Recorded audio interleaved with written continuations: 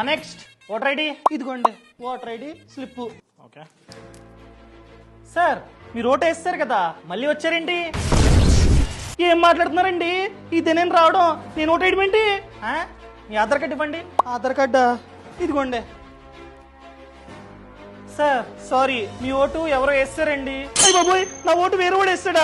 Arjun మడిపోను. Sorry అండి, ఏమనుకోద్దు. మీలాంటి వాళ్ళ కోసమే ఇంకొక ఆప్షన్ అయితే ఉందన్నమాట, అదే టెండర్ ఓట్. ఇదిగోండి, ఈ అప్లికేషన్ ఫామ్ ని ఫిలప్ చేయండి, నేను స్టాంప్ వేసి సంతకం పెడతా. మీరైతే మీ ఓట్ ని మళ్ళీ వేసుకోవచ్చు. ఓకేనా? ఫిలప్ చేయండి. ఇవ్వండి, ఇప్పుడే ఫిలప్ చేసి ఇస్తాను.